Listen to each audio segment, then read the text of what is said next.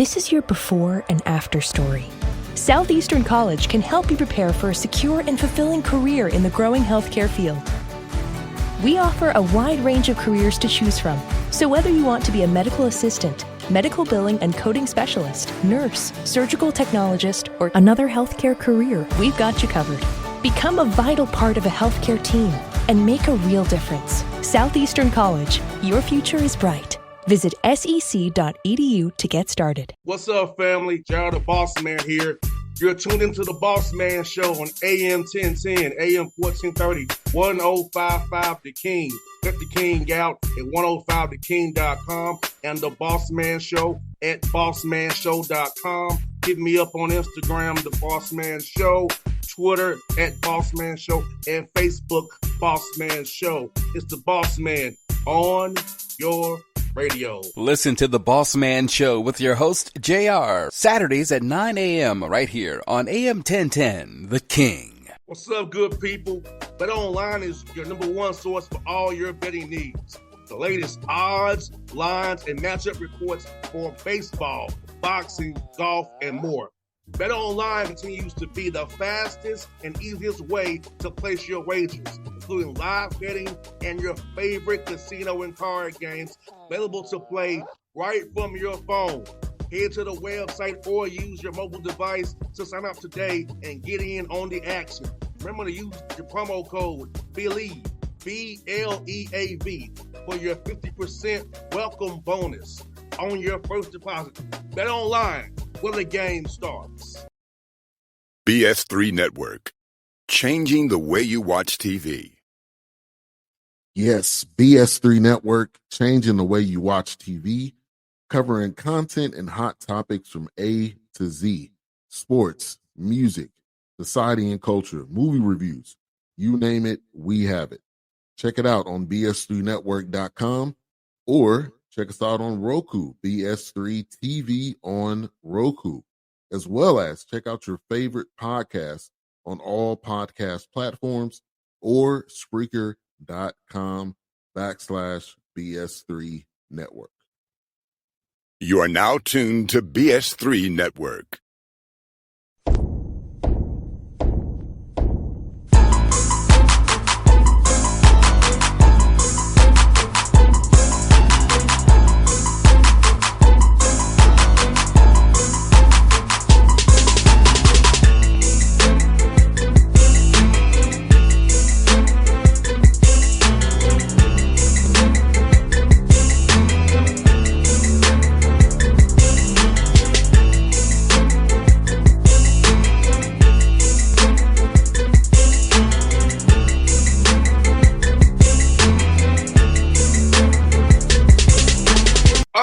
Back on the Bossman Show here with IU Jaguars head coach Ben Howlett on the Bossman Show out of Horizon League. Coach, how you doing up there at man Nips today, man? How you doing? I'm doing just fine. We've got some beautiful weather, a little bit of heat outside, so we're practicing here. So all is well here in Indianapolis.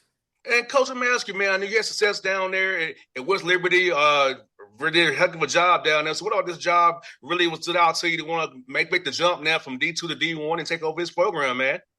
Yeah, I tell you, just the vision that Luke Bosso, our athletic director, has with the basketball program here. And for me, I was at a very successful program in West Virginia at West Liberty University, and we won a lot of championships and competed, at a very high rate, and but needed something different. And obviously, here at IU Indy, it checked a lot of the boxes for me in terms of I think we can win here. I do, and obviously, like you and I spoke before, the city of Indianapolis has a lot of momentum right now, especially with the game of basketball.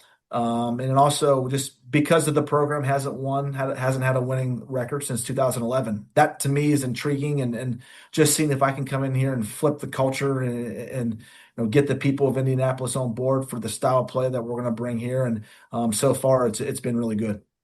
And being at IU Indy, you're the big sport there because no football there. So talk about that being the basketball being the flagship sport of the school, the front door of the university. So the resources will come in your way to help you be successful, build a culture you want to, and get this thing turned around the way you want to.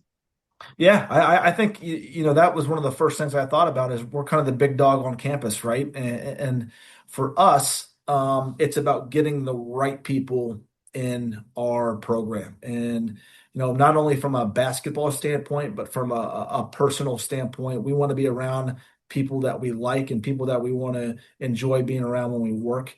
So I think having people invested in our program and having the right guys in our program go hand in hand. And I feel like the team that we've constructed, which, we constructed a whole team in basically a month, those guys check all those boxes.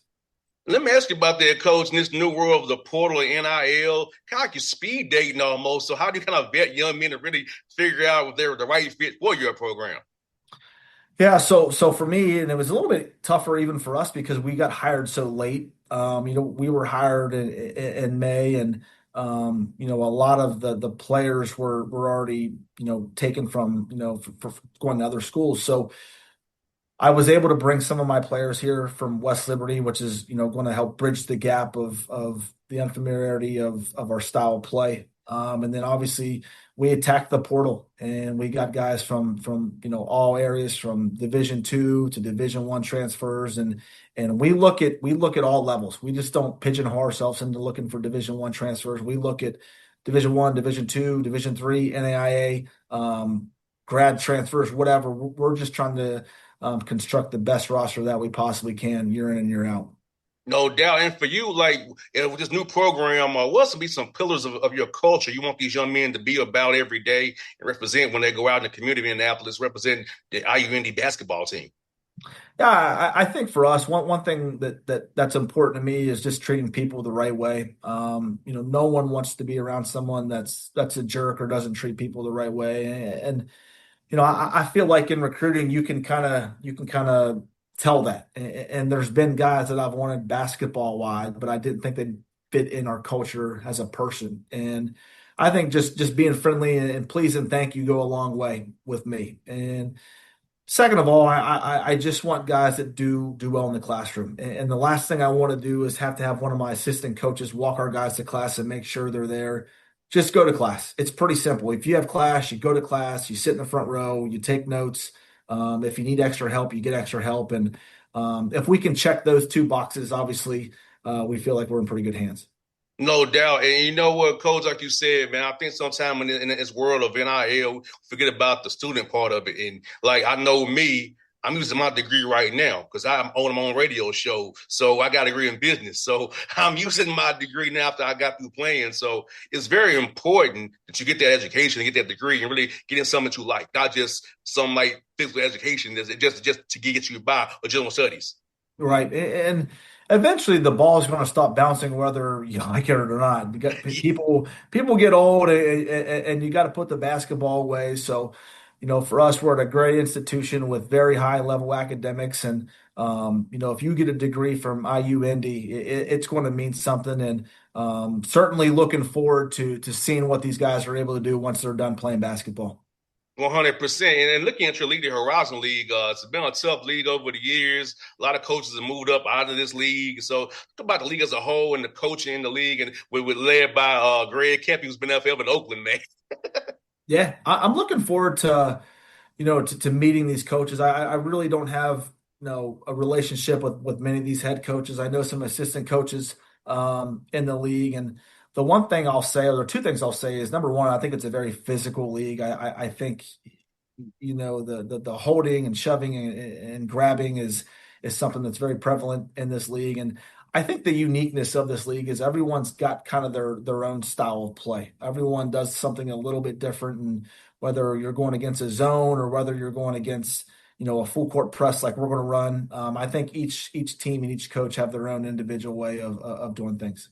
100%. And also, I want to ask you about that too. Like, how much do you spend of your time now in between getting your roster and your guys that you have, watching the film, kind of get a head start on this season coming up? Because I know you got to figure out these coaches. So, how much you spend looking ahead, like what do they do, what do they like to run? So can we kind of measure what we do against what they do? Yeah, I think it's right now. It's kind of unique for me because I'm living in an Airbnb, a temporary housing until I get my family out here. So I'm living like a bachelor again, and so I'm living with one of my assistant coaches, and at nighttime, we're watching a lot of old game film from last year, and just kind of like you said, just getting familiar with the style of play from other coaches, and maybe getting some different ideas on how we can attack them, or just getting familiar with certain personnel from other teams as well. And it's very interesting because you think something, you get used to coaching in a certain league, then you go to another league, and it's completely different or completely foreign to you. So it's been fun getting to see how these coaches coach and the different style plays that they run. Now, this summer with your guys on campus, how much is it going to be about individual workouts, getting them better individually, and mixing in some team concepts too? Because with you being a first-year head coach, a whole new roster, getting them with substitute guys from West Liberty who know what you're doing. So, how are you balancing these hours you have to kind of figure out, we go individual hard, or do we do some team stuff, or do a little bit of both at the same time? I think for us, and we're unique because we do run a system that's probably not very common at the Division I level. We are a up-tempo, full-court pressing team for 40 minutes. So a lot of our stuff right now is team because we're trying to implement our style of play. And obviously, we're a work in progress right now. We have some days where we look okay, and then some days where we don't look okay. But I feel like that's pretty common at this point in the year when we're in July, and we gave our guys off a week for the July 4th. Now we're going to start the next 4 weeks today, and hopefully with these next 4 weeks we can get better as a team and also get better individually. And coach, also for you, man, talk about your guys getting the right nutrition, the right rest, prehab and rehab, because that's very important because your season goes from November, hopefully through March, and you build those miles and the calories right now. So about how important it is when they're off the court in their weight room and eating the right way, feeling their body the right way, so they can have the fuel needed to make this run that you want to make come March of 2026. Yeah, I think kids are a little bit different today than they were even back when I played. Back when I played, which is not that long ago, 2006, 2010, we had like McDonald's and Wendy's, and we were fine eating that kind of stuff. And now, like, I think players are more cognizant of what they're putting in their body. So there's not a lot of fried food they're eating. There's they're pretty strong in terms of just drinking water. And they eat clean. A lot of our guys are eating clean, which is important. And then because of our style of play, it's exhausting to play this way. So I don't have to worry about them sleeping because I know they're getting their rest because of our training sessions here in the summer. So I'm not worried about them sleeping because they're getting the proper rest. And how cool is it coming from D2 where you don't really have the opportunity to do the summertime thing, and now you can do it here at D1 level with IU Indy? Yeah, I like it. I think you need to be careful too because I think you can overtrain and maybe run some guys into the ground and maybe develop some injuries that you probably don't want to develop in the summer months. So I that's the one area where I've talked to some mentors and some friends at the Division I level and just kind of picking their brain on how they go about the summer months. But for right now, we've got a good routine down, and everyone's, knock on wood, is healthy right now. So that's the biggest thing for me is, number one, implementing our system, and number two, staying healthy for the season. And I'm slightly older than you. I got it done in '08. So I remember the Magic Day was October the 15th was the Magic Day. And Right. For Midnight Madness. So I remember those days where the coaches could watch us, but not really watch us have open runs. Right. The October 15th was a big day because you got the practice gear out for the first time, and you got the new shoes, the team shoes were given out for the first time. So I remember those October 15th days. Those were fun. Yes, indeed. And I want to ask you about the difference between D2 and D1. Help me in D2. So what's for the fans who don't understand the difference as far as roster construction, what difference is between the D2 level and the D1 level for you? Well, as far as like skill set and ability, there's I'm not familiar right now. I've never played a Division I game, so I'm still trying to learn all that. But I don't think there's, from the upper level of Division II teams to low major to mid major Division I teams, I don't think there's a lot of difference in terms of skill. I think you'll see a difference in size of players. I think the players at this level are maybe just a little bit bigger, but in terms of skill or how good guys are, I don't think there's much of a difference. And I think you can see that with the number of Division II guys that transfer up every year. and have success at the Division I level. When I was at West Liberty, we typically lost our best player every year, and they would go up to the Division I level and have a lot of success there as well. And I just think, another difference is the resources you have at the Division I level. Division II level, you're making sure every penny's is spent the right way, and you're just making sure things are done the right way. Here, you have a little bit more flexibility in terms of resources and finances to take care of your players and not just on the court, but off the court as well, and making sure they're doing the right things off the court. 100%. I want to ask you this, Coach. I know you played as well. At what point did you want to get into coaching? My dad is a coach, but I don't have the patience to coach. I'm too fiery on the court. I would get fired if it's in the wrong thing, probably. But when did you? I don't follow my dad's track. But when did you decide you want to get into coaching, man? Yeah, so I played for 4 years at West Liberty, and I was lucky enough to stay on as a student assistant when I was finishing up my degree, my 5th year, and kind of got to see the ins and outs of how to run a program, and then I became a permanent substitute teacher, out of college, but was part-time coaching as well, and not the most fun days for me when I was a teacher. That was that was a real job, and coaching. I get to be around something that I love to do and actually earn a living that way. And I like the grind part of coaching. For me, that's the most fun part is the summer months and the recruiting and doing all the things that matter for game day. And there's a lot of things that go into game day that the general fan don't get to see, but coaches and everyone involved with your program get to see that. So that part for me is the joy of it. And again, just being around the team, like there's nothing better than being on a team. And, when you're surrounded by players, especially at the college level and college age kids, you can have a lot of fun with them. And, there never is a day where I don't laugh with my players or make jokes with my players. That's the fun part for me. And that's a reward I get. You know what, Coach? That's the part I do miss about it, that camaraderie with the guys. Being on the radio show, I get to do my own thing, but the part I do miss about is that being around the guys, being in a locker room is one of a kind. And the moments you have, the things that happen that you can take forever with you forever, you can't replicate outside of that set. Yeah, no, I agree. I think one of the best feelings for me is getting a win on the road and coming home on that bus after a game.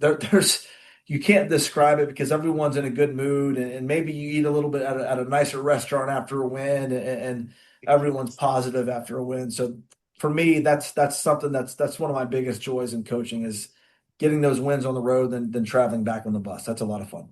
Last question for you, Coach, is a fun one for you. For you and your sister living in Airbnb, what's been the coolest food spots in Indianapolis you all been hitting up as you trying to get adjusted to this great city you're living in now?